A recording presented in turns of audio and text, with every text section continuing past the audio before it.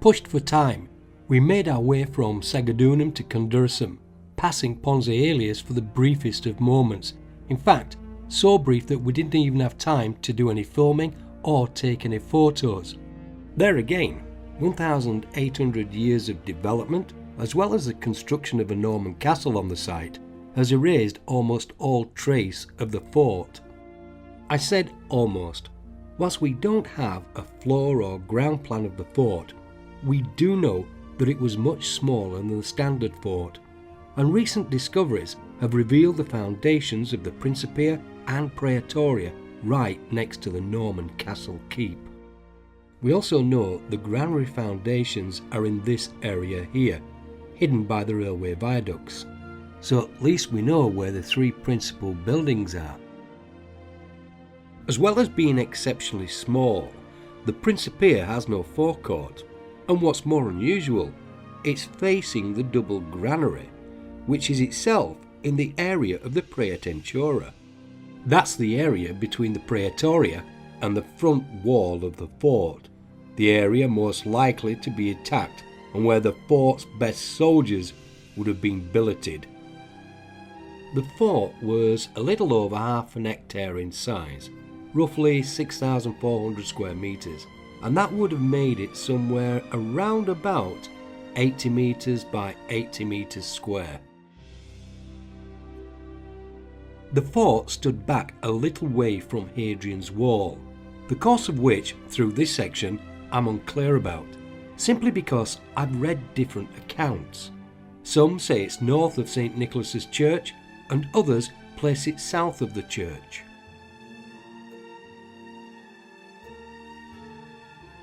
The fort's main purpose was to protect the bridge crossing the Tyne, the partial remains of which were discovered in 1872 during the construction of the swing bridge which exists today.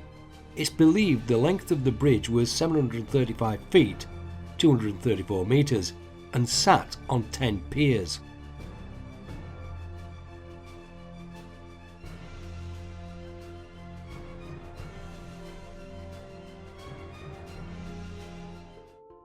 At modern-day Benwell, very little remains of the fort once known as Condercum, but at least we can still use our imaginations.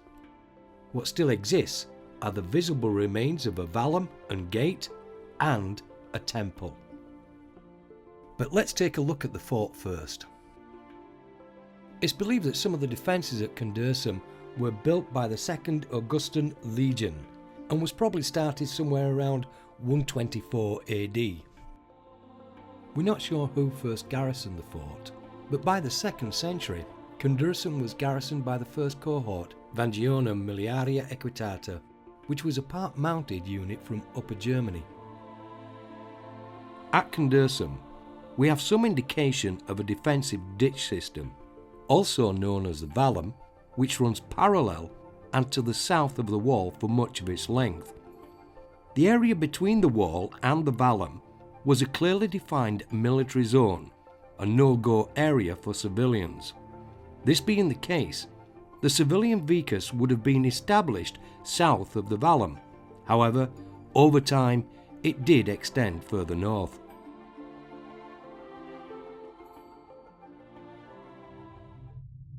The arched gateway was constructed during Hadrian's reign and remained there for the duration of the Roman occupation.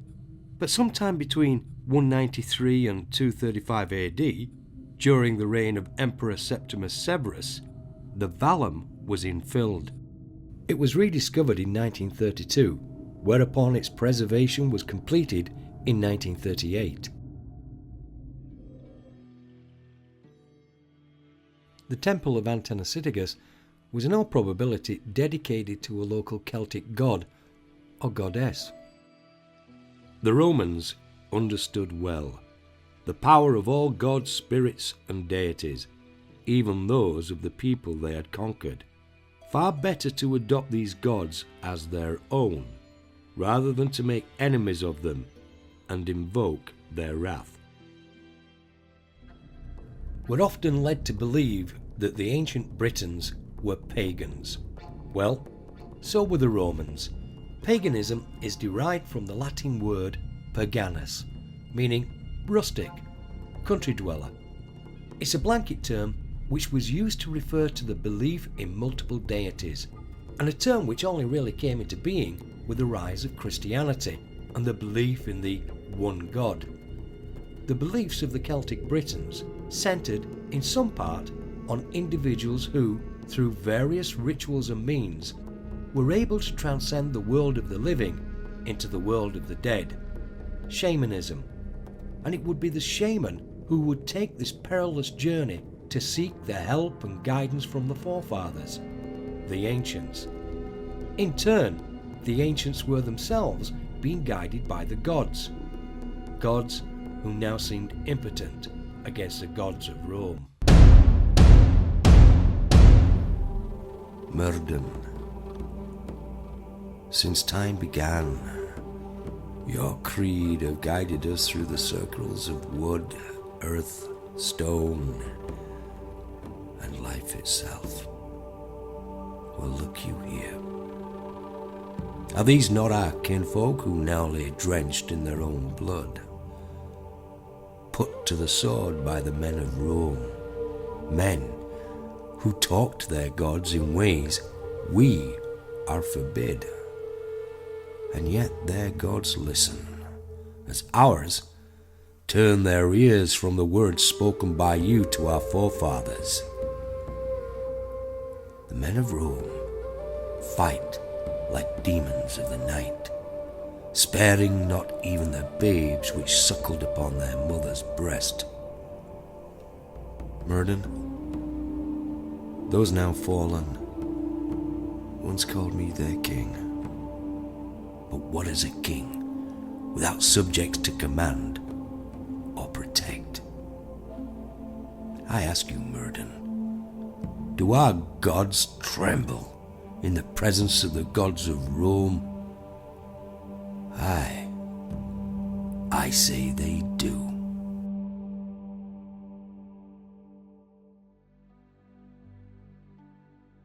It was time to leave Benwell. We needed to get beyond suburbia to pitch camp for the night, and Heddon-on-the-wall seemed our best bet. It was late when we arrived, but we did get to enjoy a much needed and deserved pint. It was in the pub where we met a local farmer who gave us permission to pitch camp in one of his fields. I did say one pint, didn't I? We arrived at the field just after midnight, far too tired to pitch the tent, so we simply laid a ground sheet and got straight into our sleeping bags. It seemed morning had arrived the moment my eyes had closed, and with another full day ahead, it was time to break camp.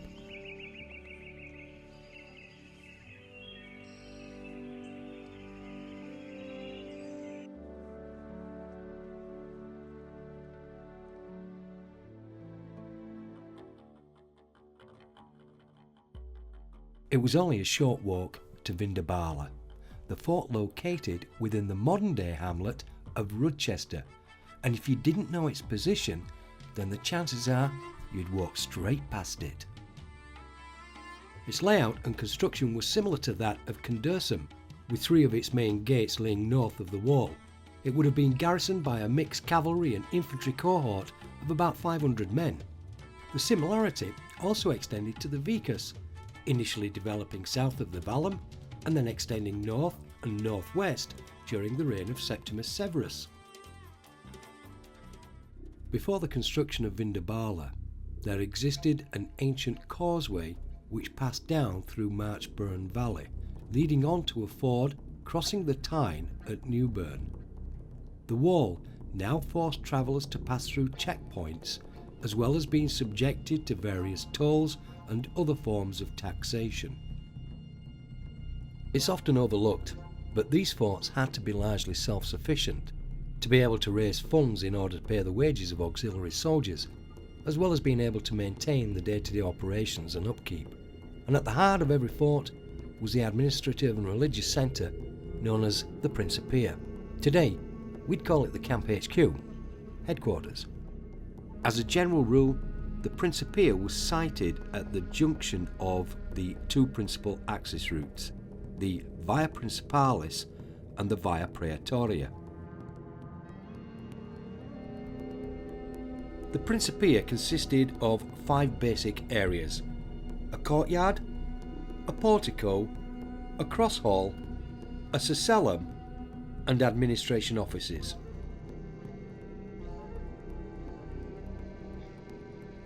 You would have entered the complex through the large main gates into the courtyard.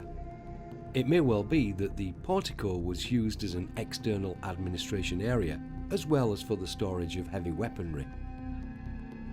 The next set of gates lead us into the cross hall, which, as we can see, is rather long and narrow. Dominating the scene would have been the cecellum, the shrine to the gods and the emperor. It's also where the legion's eagle, standard and battle honours would have resided when not being taken into the field of battle. If a Roman soldier ever doubted who they served, this was their reminder. At either side of the cecellum would have been the administration offices. One of the offices would have been known as the Tabularium Legionis, the pay and records offices of the unit. The Tabularium would also have provided access to another very important part of the Principia, the vaulted strong room, which lay directly beneath the cecellum. This is where the strongbox and other valuables would have been kept. In charge of the Tabularium would have been the Cornicularius, and he would have been assisted by an Actuarius. One point of interest: I refer to this building as the Principia. However, I've also heard it referred to as the Principia and also the Principia.